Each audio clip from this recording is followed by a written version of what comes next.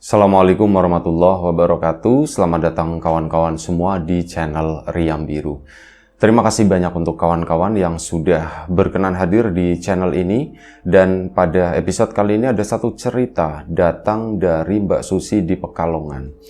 Mbak Susi menceritakan tentang satu kejadian horor yang kemungkinan kejadiannya sekitar tahun 2000-an. Jadi pada saat itu memang Mbak Susi belum menikah. Ya, masih tinggal bersama orang tuanya. Kalau sekarang itu udah misah karena udah berkeluarga sendiri ya. Dan ini ceritanya kayak kondisi lagi sekarang. Lagi musim penghujan di tahun 2000-an tersebut. Jadi begini, waktu itu berawal di sore hari.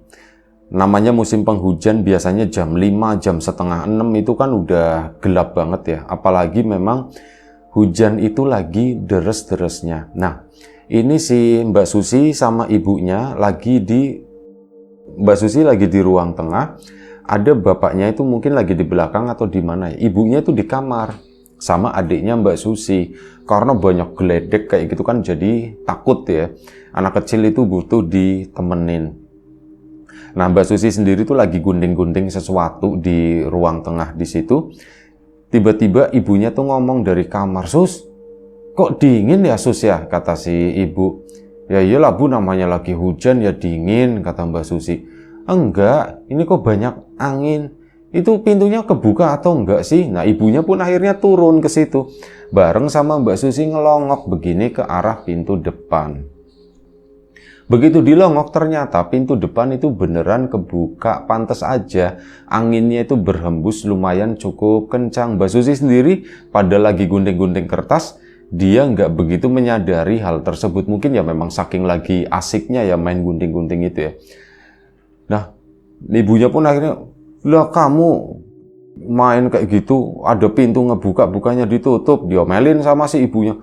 "Oh Bu, aku juga nggak tahu Bu," gitu kan. Lain kali akhirnya ditutupkan sama ibunya. Grep. Lain kali kalau sore-sore begini, mau maghrib begini, pintu jangan dibuka, katanya begitu kata si ibunya. "Iya Bu," Mbak Susinya pun akhirnya, "Iya Bu, maaf Bu, aku tadi keasikan begini." Ibunya pun balik lagi ke kamar ke sana. Mbak Susi masih di situ ya sambil nunggu maghrib tentu saja. Mungkin sekitar 5 menit atau 10 menit, belum lama. Ini ibunya, "Sus, kok anginnya kencang lagi?" kata si ibu. Padahal ibu itu di kamar ya, tapi dia ngerasa anginnya kencang. "Sus, kok anginnya kencang lagi?" Ya Mbak Susi langsung gitu kan, langsung ngelongok begini. Pintu itu ternyata ngebuka lagi. "Lah Bu, pintunya ngebuka lagi." Ibunya pun turun. Keluar dari kamar, adiknya ngikut ngintil terus ke situ. Ibunya bingung gitu kan. Jalanlah sama Mbak Susi. Mbak Susi nutup pintu. "Sus, dikunci," katanya begitu kan. Jegrek-jegrek, udah dikunci sama Mbak Susi kan. "Udah Bu." "Aneh ya Sus ya," kata si ibu. "Aneh kenapa Bu?" "Perasaan tadi udah tak kancing saat ibu nutup pintu itu. Kok bisa ngebuka sendiri ya?" kata si ibunya gitu ya. "Ah, paling ibu lupa," gitu kan. "Iya sih, paling ibu lupa. Perengasan gitu ya, cuman perasaan doang." Ibu pun akhirnya masuk lagi. Petir itu, geledek itu masih lumayan cukup santer di luar sana. Kilatan-kilatan itunya kan juga bikin takut gitu ya. Adiknya pun minta masuk ke dalam kamar lagi di situ. Dah. Gak lama lagi, sekitar 10 menit, dan kali ini tuh udah hampir jam 6 ya, udah menjelang itu azan maghrib. Angin itu berhembus lagi, bos. Kali ini Mbak Susi yang merasakan. Angin kok berhembus lagi ya? Dia pun akhirnya ngelongok. Sebelum ngelongok, Mbak Susi itu berpikir sejenak. Jangan sampai pintu itu kebuka lagi. Aku udah ngunci. Ibu juga udah lihat aku ngunci pintu itu. Jegrek-jegrek 2 kali. Harusnya kenceng. Gak mungkin itu pintu yang kebuka. Itu udah sempat ngomong sendiri dalam hati seperti itu. Dan akhirnya dia pun melangkah maju ke sana, ngelongok. Pintu kebuka. Dan kali itu yang dilihat Mbak Susi itu gak cuman pintu yang terbuka. Di luar kan udah gelap, hujan. Di bawah derasnya hujan tersebut ada petir-petir. Mbak Susi melihat ada satu sosok yang berdiri di sana. Tepat lurus di pintu depannya itu, memang agak lumayan cukup berjarak. Bu, langsung teriakan manggil ibunya, bu, gitu, masuk ke dalam kamar. Hei, kenapa? Bapak itu yang di belakang, bapaknya Mbak Susi itu dagangnya ayam potong, mungkin lagi nyuci ayam atau bagaimana gitu. Itu langsung masuk ke dalam. Hei, kenapa? Ada apa? Kata si bapak. Wah, itu Pak, di depan, Pak, itu di depan, kata si Mbak Susinya. Di depan apa? Bapaknya pan ke sana. Maghrib begini kok pintu dibuka, kata si bapak. Bapak pun ke situ, ditutup sama bapak, dikunci, jegrek. Bapak pun kayak nggak merasa bersalah, seolah-olah nggak ada yang terjadi apa-apa. Balik lagi ke belakang, ngelanjutin pekerjaannya. Mbak Susi itu udah ketakutan di dalam kamar di sana. Kenapa, Sus, kamu teriak-teriak begitu? Bu, ibu tadi kan ngelihat aku udah nutup pintu kan, Bu? Iya, kamu udah nutup pintu, udah dikunci. Pintunya kebuka lagi, Bu. Masa sih, Sus? Sumpah, Bu, aku udah bohong, Bu. Ibu juga tadi kan, ibu mungkin bener, ibu itu udah ngancing pintunya. Tapi ya itu, kok pintu itu bisa kebuka lagi seperti itu ya, Bu ya? Dan Bu, yang serem, Bu. Aku pertama kali ngelihat, kata si Mbak Susi. Aku pertama kali ngelihat, Bu, ada pocong, Bu, di depan, Bu. Kamu? Beneran, Sus? Beneran, Bu, sumpah. Adiknya yang kecil ngelihat kata pocong ya wis tambah trauma gitu kan, tambah takut. Mbak, di mana Mbak ada pocong, Mbak? Mbak Susinya nggak menjawab, adiknya nggak urusan lah gitu. Sumpah, Bu, aku ngelihat, Bu, di depan sana itu tepat dia lurus di depan pintu sana, di luar, di bawah hujan-hujanan, Bu. Ibunya pun akhirnya turun kan. Pak, teriak-teriak dari kamar. Bapaknya, ya kenapa? Pas sini cepetan gitu. Tinggalin dulu ayamnya. Akhirnya apa sih bapaknya? Ya mungkin belum cuci tangan ya. Itu tuh ke sana. Itu cuci dulu tangannya. Gitu. Ya kenapa, Bu? Ini nanggung, Bu. Enggak, berhenti dulu. Ini maghrib, kata si ibunya. Oh iya, maghrib juga bener. Oh iya ya, Bu ya. Akhirnya cuci tangan dan sebagainya. Bapak pun masuk ke dalam. Kenapa, ada apa? Pak, ini Susi, katanya gitu kan. Sus, kenapa, Sus? Ada apa, Sus? Pak, pintunya kebuka lagi, Pak, kata si Mbak Susi. Hah? Kebuka lagi gimana? Orang udah ditutup. Bapaknya pun ngelongok iseng begini. Begitu ngelongok, pintu itu kebuka lagi. Iya, Sus, pintu kebuka lagi. Bapaknya pun bergegas ke sana, langsung ditutup lah. Dia dikunci lagi apa? Perasaan tadi udah tak kunci, kata si bapak itu.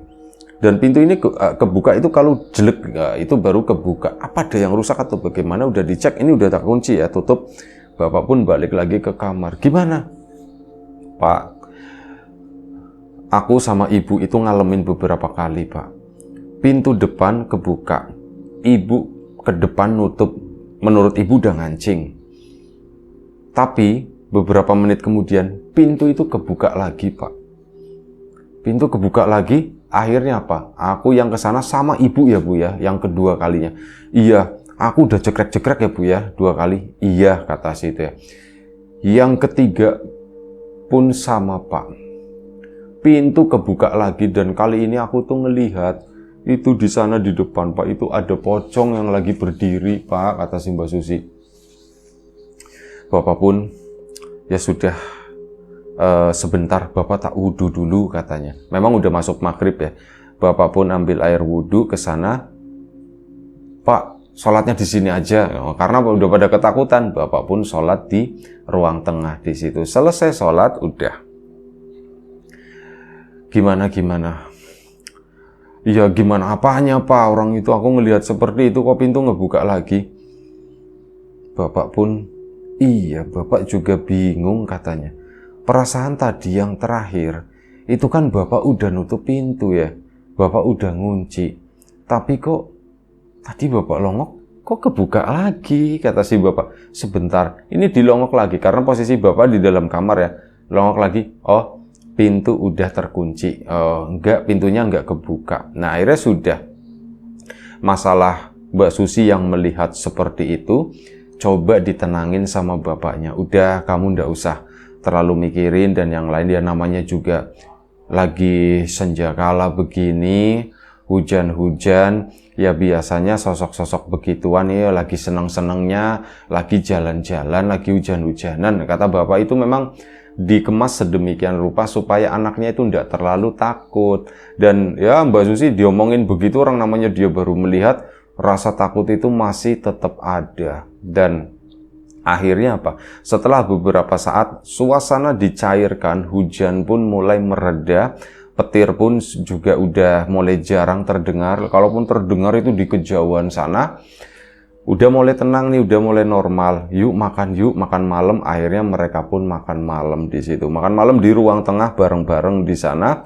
Pintu depan itu masih tertutup, masih terkunci. Dan waktu itu selesai makan malam, Mbak Susi itu ingat sendal itu. Oh, sendalku masih di depan. Kesana Mbak Susi bermaksud mau masukin sendal itu. Begitu ke situ, masuk ke ruang tamu, Mbak Susi itu ngejerit sejadi-jadinya. Gara-gara apa? Dia itu melihat sosok yang basah kuyup, itu adalah sosok pocong. Ini lagi berdiri di sudut ruangan tamu. Ini yang ruangan sudut sebelah kanan depan gitu ya, yang deretannya sama jendela. Itu lagi berdiri di situ, begitu cuma diem aja. Dan pocongnya itu basah. Mbak Susi teriak-teriak sampai dia itu jongkok, sampai dia jalan itu merangkak gitu ya. Ya orang tuanya akhirnya nyamperin dia, "Kenapa Suski? Kenapa udah datang sini." Akhirnya dibawa ke sofa di situ di ruang tengah. Pak gitu kan, di depan ada apa? Bapak pun langsung ke sana kan, langsung nengok ke depan. Ya Bapak nggak melihat apapun. Pak, di depan ada pocong Pak, katanya. Pocong di mana? Kata si bapak. Aku ngeliat di ruang tamu Pak, itu di pojok Pak, di depan di situ Pak. Bapak sama ibunya pun nggak bisa komentar apa-apa, itu cuman semuanya tuh terdiam, bener-bener terdiam. Adiknya yang kecil itu kan udah nempel ketakutan karena mendengar ya cerita tersebut. Dan gak lama, beberapa detik setelah itu lampu mati, dep. Mbak Susi tambah ngejerit-jerit itu kan, ketakutan. Si adiknya yang kecil juga sama. Bapak nenangin, udah tenang. Bapak sibuk gerutak-gerutuk nyari korek, nyari senter, nggak tahu lokasinya di mana. Dia pun nyari korek yang biasa buat nyalain obat nyamuk. Tahu lah posisinya itu di mana. Ngeraba-ngeraba dapet di angin-angin kamar di situ. Cekrek, udahlah nyala gitu kan. Ada pencahayaan, tapi kok ada yang aneh, kata Mbak Susi. Di belakang Bapak kok ada yang berdiri. Ya Mbak Susi kan ngeliatin begini. Ini bayangannya Bapak dari api korek atau apa sih ya? Begitu Bapaknya begini, slep, itu kelihatan lagi. Itu adalah pocong basah yang berdiri di belakang Bapaknya. Mbak Susi lagi. Kali ini nggak teriak, ngejerit, tapi langsung kayak orang kejang, kata Mbak Susi. Itu ya, pokoknya benar-benar Mbak Susi itu udah nggak bisa kontrol lagi. Ya Bapak namanya korek mati kan, gelap lagi, dinyalain, baru nyariin itu yang namanya senter. Oh, senter di sini. Senter dinyalain, cekrek, udah lumayan ada pencahayaan. Mbak Susi itu masih gemeteran dipeluk sama ibunya. Bapak nyari lilin, nyari lampu minyak atau lampu apa. Nah, dinyala-nyalain itulah lumayan ada penerangan. Setelah ada penerangan, Bapak pun balik lagi ke situ, sama mereka berkumpul ya. Mbak Susi pun ya dipegangin, ditenangin gitu kan. Kenapa Pak? Sumpah aku takut banget Pak. Aku 3 kali Pak ngelihat Pak. 3 kali ngelihat. Masih wujud yang sama, kata Bapak. Masih Pak, masih wujud yang sama, yang itu yang basah Pak, kata si Mbak Susi. Nangis gitu kan, dan akhirnya ya sudah masuk ke kamar. Cuman Mbak Susi waktu itu belet pipis. Akhirnya apa? Dianterin lah dulu semua-muanya gitu. Ibunya nggak berani ditinggal di kamar sendirian. Ibunya nggak berani, berempat itu menuju ke toilet nganterin Mbak Susi. Setelah selesai mereka pun, adiknya ini yang, "Kamu mau pipis enggak?" "Iya, aku mau pipis." Sekalian lah gitu. Udah selesai, ganti-gantian masuk ke dalam kamar semua. Ketakutan, benar-benar ketakutan Mbak Susi. Untuk pertama kalinya dia itu melihat sosok seperti itu. Dan kondisinya dalam kondisi yang enggak banget katanya, pakai basah dan sebagainya gitu. Ih, kata Mbak Susi, aku bener-bener ingatan itu, bayangan itu tuh masih kayak di depan mata gitu kan. Dan akhirnya malam itu listrik mati kurang lebih sekitar 1 jam. 1 jam kemudian listrik menyala. Yo senang tentu saja, alhamdulillah.